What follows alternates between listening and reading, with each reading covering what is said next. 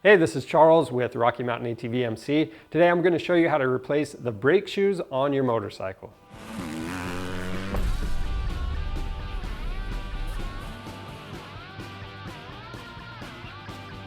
Drum brakes have been around for a long time.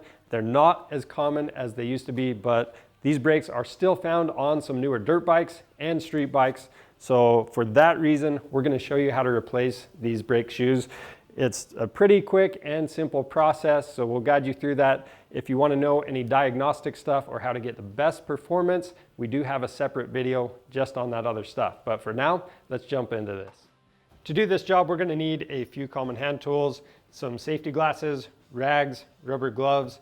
We have our new brake shoes, so these ones are from Tusk. They're available on our website along with some contact cleaner. We also are using a drain pan to spray everything into, and then to help clean up that drum, you can use some fine sandpaper or some Scotch-Brite. Keep in mind, every machine is a little different, so you want to reference your model-specific service manual for more information and specs. The first thing we need to do is check to see how worn the brake shoes really are. Now, this is a different bike than we're actually going to be replacing the brake shoes on, but the bike we're working on is missing the indicators. So down here at the front wheel, this is how most drum brakes are going to be. They'll have an indicator on this actuating arm and an indicator on the backing plate. Both of these have an arrow on them, and when you actuate the brake, so as I pull that lever in, if these arrows line up, that means the brake shoes are worn out and need to be replaced. Now back to the DT175 on the rear brake, you can see we're missing that wear indicator, and that's when you're just going to have to use some common sense. You can see almost all of our adjustment is taken up, so that's a pretty good indicator that those shoes are going to be worn out. If you found that your brake shoes are worn out, you want to remove that wheel. So something unique to rear wheels is that you want to loosen this wing nut on the adjusting rod and remove the wing nut completely. And then to get this rod to come out, you just press down on your rear brake pedal and move this up and out of the way. And I always like to put the pin and wing nut back on. That way I don't lose them. From here, we're going to remove the rear wheel. Every wheel is going to be a little different, but no matter what, you're going to have something holding this backing plate in place. Whether it's like this one, we have a tab and a groove on the backing plate. Some of them have a rod that's actually bolted on. You'll remove that bolt, but just follow the instructions that are in your service manual.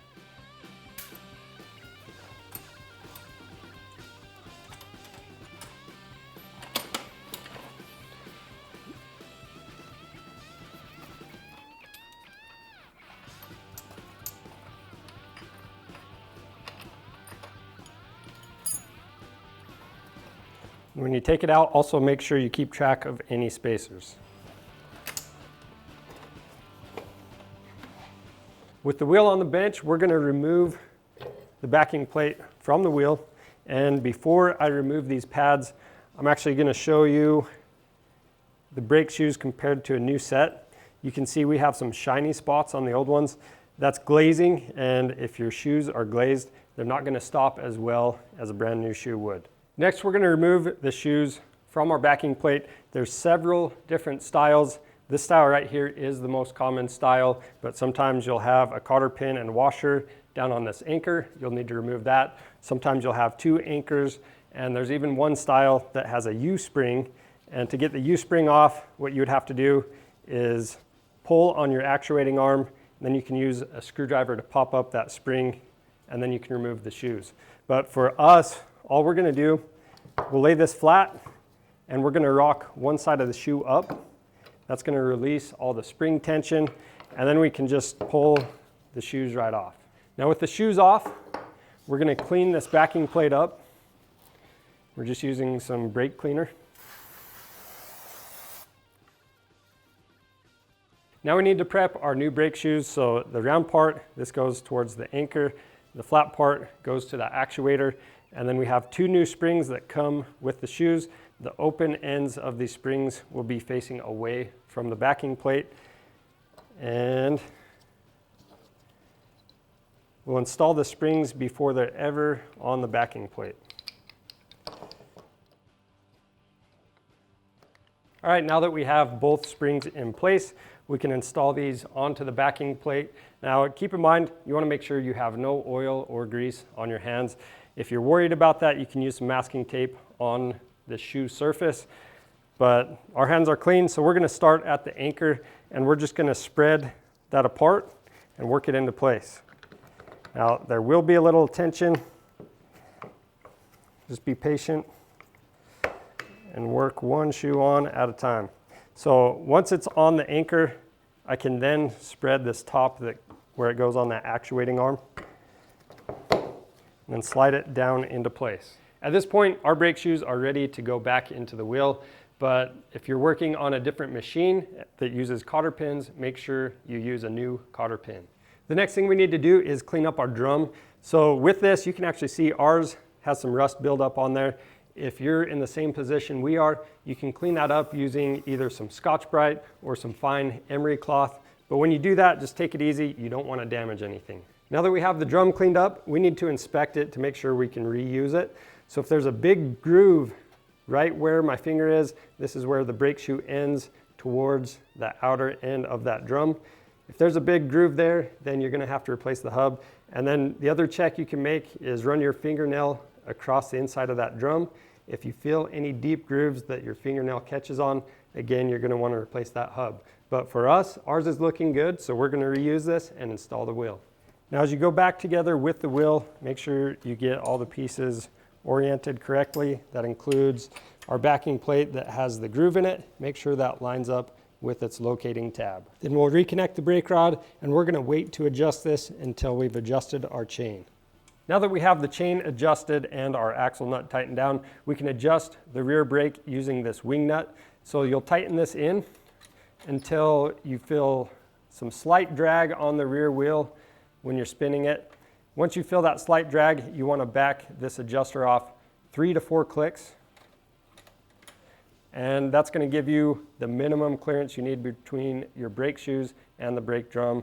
If you want more clearance, you're fine to do that too. You can adjust it wherever the pedal feels good, as long as you maintain that minimum clearance.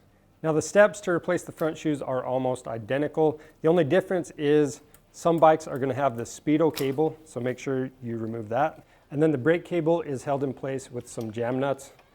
So we just need to crack those loose. I'm going to back this top one all the way off and then completely remove the bottom one. And then we can pull this cable out of this actuating arm. We'll pull it up and remove it. Now we can remove the wheel and do the same steps to replace the brake shoes as we did on the rear wheel. So you can see on this one, we have a little bit of shine. So these are glazing a little bit and they're kind of deteriorated. So we are going to replace these shoes. The wear isn't crazy bad, but again, since they're glazed, we're going to replace them. Now the only difference with these front shoes is we covered the Speedo area up with a rag when we were spraying everything off so we don't contaminate the grease. And then when we go back together, make sure that these tabs line up with the tabs on the hub. Then we can reinstall the front wheel.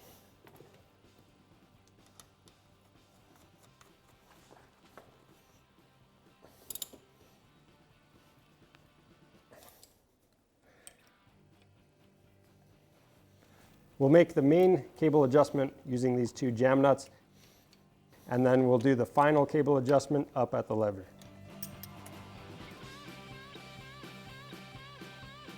Next, we'll reconnect the Speedo cable, and when I'm doing this, I like to rotate the wheel over, and that way I make sure it's fully engaged. Now, just like on the rear wheel, you want to make sure that when you rotate this over, there is no brake drag at all, and you just use the spec that's found in your service manual. And that's it for replacing the brake shoes on your motorcycle. If you need the brake shoes or any other parts for your bike, be sure to check out our website. And for more helpful content like this, subscribe to our channel. Thanks for watching.